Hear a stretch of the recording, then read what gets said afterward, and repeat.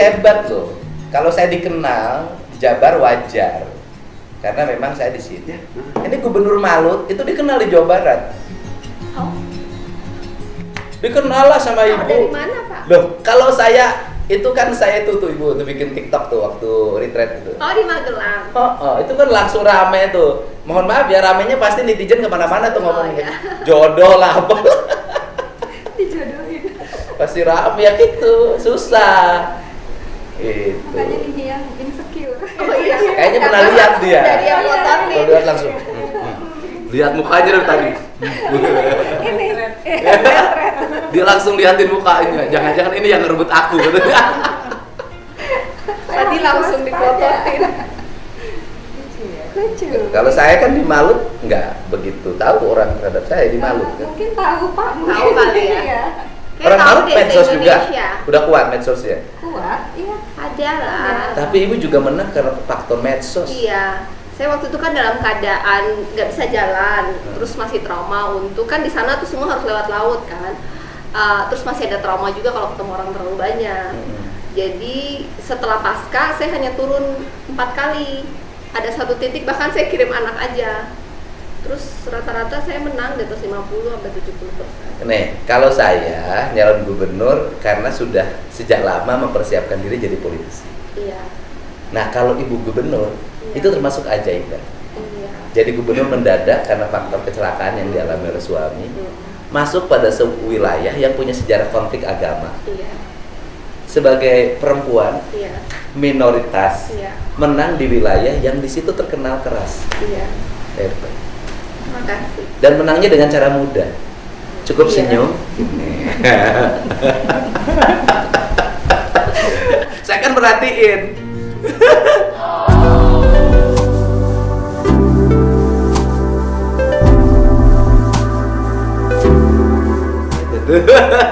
Saya video call, jadi wakil saya turun setiap hari saya mungkin ada 7-8 video call. Ya, Jadi nggak capek kalau- kayak saya lah. Iya.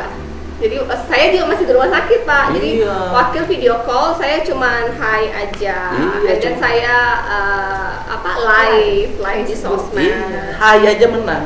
Iya. Saya menang keliling 2.500 desa di Jawa Barat. 2.500 Iya. dengan jarak tempuh paling jauh 10 jam dari rumah. Oh iya. Jadi perjalanan saya itu bukan sekarang, Iya. dulu waktu jadi bupati, yang kemudian nyalon wakil gubernur dan kalah. Itu perjalanan politik saya yang paling berat. Iya. Investasi. Ya itu, jadi berangkat siang, nanti nyampe malam kegiatan, nanti pulang lagi. Jadi hidup saya di mobil gini. Saya diutus tuh di mobil pasang ini. Kalau kemarin sih sudah relatif nggak Oh berat. pas mendekati. Kemarin karena sudah mengenal lewat media sosial. Iya. Sudah Saya mengenal. bukan warga Jabar pun udah tahu Kang Deddy dari sebelum Kang Deddy jadi gubernur. Ya karena media sosial masih Iya, DPR, sosial, iya. YouTube. Kayak masih bupati, pernah lihat hilang-hilang bupati. Kalau waktu bupati kita paling Facebook ya. Facebook. YouTube kayaknya ya, ada YouTube, YouTube ya? baru, Bu. Oh YouTube baru. Oh YouTube baru setelah saya berhenti jadi bupati. Oh iya. Itu karena ini aja, karena ngisi waktu, ada kekosongan hidup lah. Nggak usah diceritain. Gitu loh. Ya udahlah. Teman saya tuh kasih tahu, bikin YouTube. Apa YouTube apaan? Saya tuh nggak ngerti. Sampai sekarang tuh tanya, saya tuh nggak ngerti media sosial. Ah. Tapi TikToknya pegang sendiri. Gua saya yang bikinnya. Oh upload orang lain. Ya, upload orang lain. Oh, Pokoknya Kang pagi-pagi Deddy upload. aja. Saya nggak ngerti cara uploadnya, nggak bisa. Tuh. Tinggal di post. Nggak ngerti. Pokoknya pagi-pagi yang kan ngasih kehidupan orang. Nah si admin saya itu tidak ngapa-ngapain, menerima, tidak boleh mengurangi, tidak boleh menambah. Segitu apa yang saya bikin. Operator lah. Operator saya upload jam setengah 6 itu harus sudah Setiap bangun. pagi. Pagi jalan kaki, assalamualaikum. Iya, di sawah itu kan. Sampurasun, ngejek enjing warga Mungkin kayak Jabar. gitu makanya se-Indonesia pengen datang lihat sawah. Aku Karena juga nggak- mau datang lihat sawah. Karena nggak ada yang dimiliki. Ibu punya laut. Habis laut kan ibu nyelam tuh ke bawah, pakai baju putri duyung. Kita kan melihat heboh karena sudah punya modal. Satu sebagai pengusaha, dua punya para cantik, tiga di Maluku Utara yang pantai dan lautnya indah. Iya. Cuman problemnya jaraknya jauh. Iya. Iya. Itu gimana Kang Deddy?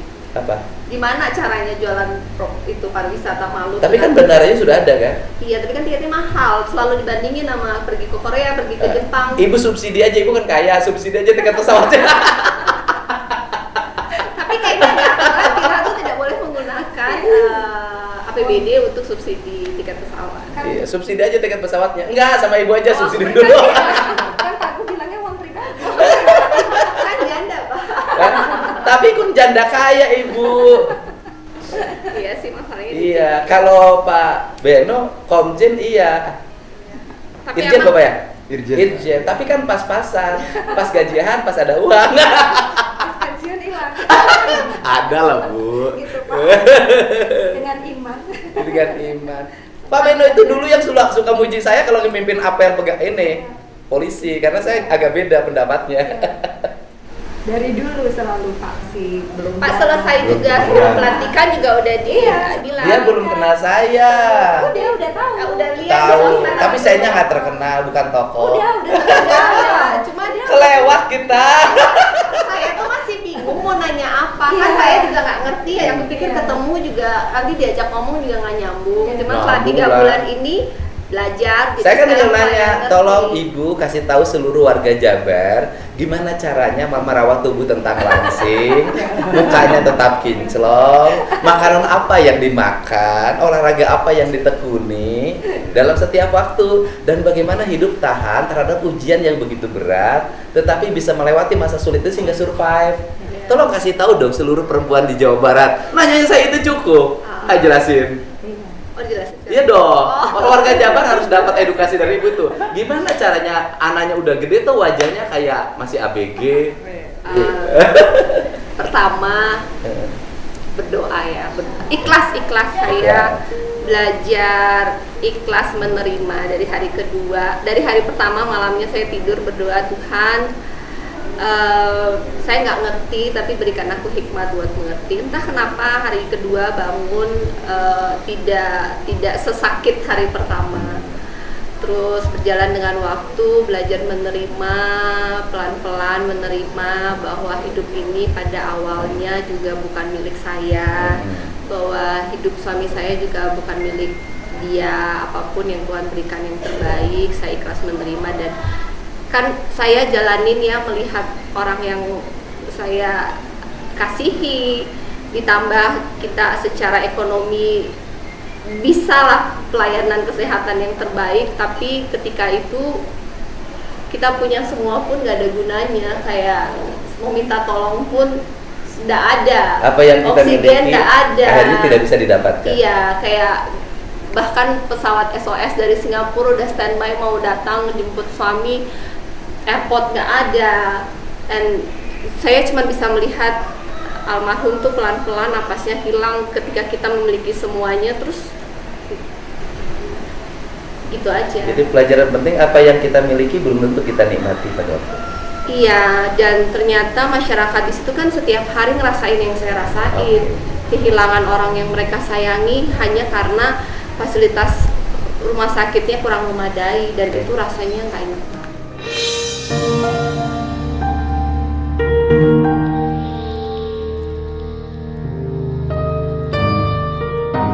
Jadi ketika dari rumah saya nginap ke helikopter, tiba-tiba tuh ada perasaan bahwa mungkin Tuhan izinkan saya ngerasain ini supaya saya tuh inget dan membangun daerah ini lebih baik. Karena sebenarnya yang ngerasain seperti saya ini banyak banget, ribuan orang tiap hari ngerasain, tapi kemudian mereka nggak bisa minta tolong kemana-mana, dan udah puluhan tahun seperti itu dari generasi ke generasi. Makanya ketika saya jadi, dan kemudian kan saya mendampingi almarhum jalan, saya melihat banyak cerita bahwa ya emang kita di sana tuh hidupnya agak sulit ya. Jadi ketika jadi, kesehatan dan pendidikan saya prioritas. Karena ya paling nggak saya bisa membantu mereka untuk tidak ngerasain yang seperti saya rasain, dan kemudian membantu saya supaya punya tujuan hidup ketika kehilangan kan kita sebagai istri tujuan hidupnya mendampingi suami. Saya selama ini tujuan hidupnya mendampingi cita-cita suami. Terus ketika suaminya nggak ada, saya bingung mau ngapain. Mendampingi rakyat sekarang. Iya, jadi cita-cita suaminya saya yang jalanin.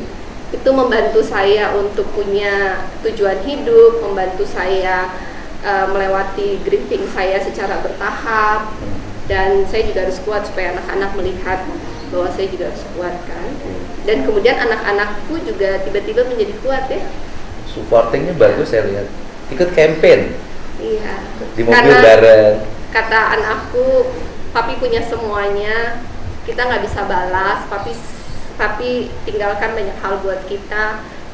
Dia selalu merasa bahwa papinya fokus banget untuk Maluku Utara selama ini. Jadi dia merasa bahwa menjaga masyarakat Maluku Utara itu sesuatu yang dia bisa give back untuk papi. Itu yang serius. Sekarang yang santai. Karena ibu-ibu Jawa Barat tuh pasti urusannya skincare. Gimana caranya merawat tubuh selalu ramping, wajahnya selalu kinclong dan tidak kelihatan ruwet gitu. Pertama kurangin karbo ya. Makannya kurangin ya. Ibu-ibu jangan ngelimut terus. Ibu-ibu tuh selalu tanya, Bu, gimana caranya badannya seperti ibu? Ya jawabannya dijaga makannya. Nah, ibu-ibu di Jawa Barat tuh pagi-pagi jalan, habis jalan makan nasi liwet pakai peda sama beteuy. Saya kalau makan nasi banyak gemuk, jadi saya kurangi nasi, makannya protein. Kalau sanggup intermittent fasting. Gak ngertiin apa itu orang Sunda mah. Jadi jedah lah makan kalau bisa 16 jam. Jadi makan terakhir sama makan pertama besoknya 16 jam. Kalau kuat nahan. Iya. Kalau nggak kuat ya 12 jam aja. Bilang tuh sama Bu Asep. Awal aja berat, kalau udah biasa nggak makan karbo tuh lama-lama biasa sih. Yeah. Jangan makan karbo terus makan manis. Udah. Ya tipsnya itu. Tip yang ketiga, gimana caranya wajahnya kelihatan selalu segar? Sunblock. Nggak boleh jawab karena air wudhu ya. Sunblock sih, saya dari kecil sampai sekarang setiap hari pakai sunblock. Nah, itu. Jadi kelihatan masih gadis gitu loh. Gitu. Sunblocknya juga nggak usah yang mahal-mahal. Oh, nggak usah ya? Lokal produk kok. Nggak usah skincare dari sana. Nggak, saya pun pakai lokal produk. Lokal produk, nggak usah disebutin ya. Iya, nggak usah disebutin. Gubernur kan nggak boleh Nggak endorse. boleh. Jadi sebenarnya pakai bahannya sunblock yang lokal. Iya, lokal aja. Lokal banyak, cuman 100.000 kok sunblock. Oh, kebelilah Bu Asep, kebelilah. Kadang kalau lagi promo 127.000 dapat 2. Banyak sekarang lokal produk sunblock, yang penting sunblock, pelembab. Tuh, itu sebelum tidur. Enggak, sunblock itu dipakai kalau mau kena matahari. Oh iya, mau kena sebelum tidur harus dibersihkan. Iya, Saya kan nggak ngerti urusan perempuan. Sebelum tidur bersihkan, pakai pelembab, besok pagi bangun pakai sunblock. Yang penting pakai sunblock. Yang bikin kulit kita aging itu matahari. Gak usah hidungnya dibawa ke dokter, digeserin belok dikit, nggak usah. Kita belajar menerima diri apa aja. Asik. Ibu menerima diri apa adanya, bang adanya sudah begini. Kata si ibu-ibu teh Ceiroh cenah, ibu menerima diri apa adanya, memang adanya sudah begitu. Kalau saya tapi di bawah happy. Saya di bawah ketika kejadian, kalau lihat foto-foto saya merasa saya aging 5-10. Saya aging paling nggak mungkin 5 tahun. Oke. Jadi sebelum foto tanggal 11 Oktober dibandingkan foto saya setelah 12 Oktober, wajah saya itu menua 5 tahun menurut saya. Setelah 6 bulan saya lebih menerima, lebih pasrah, di bawah happy, raut wajahnya lebih berubah. Jadi ya masalah nggak bisa kita hindari, jadi di bawah happy aja, ikhlas menerima. Ketika kita ikhlas, hati bersih, beban itu berkurang, kerutan berkurang. Iya. Toh kita juga tidak bisa merubah apapun takdir kan. Iya. Kita menerima, nanti biasanya selalu ada jalan keluar. Oke. Nah, ini khusus treatment dari Gubernur Maluku Utara yang terkenal itu. Orang Jawa Barat tahu semua. Kalau ingin cantik seperti Gubernur Malut, satu, ya kan, makan kejonya, orang Sunda kejo, Bu. Nasi. Makan nasi. Nah, diatur jaraknya 16/16. Tapi 16/16 jam jangan satu bakul. Iya. Ya sedikit. Sukanya jangan karbo lagi. Terus yang keduanya pakai sunblock yang lokal, ya kan?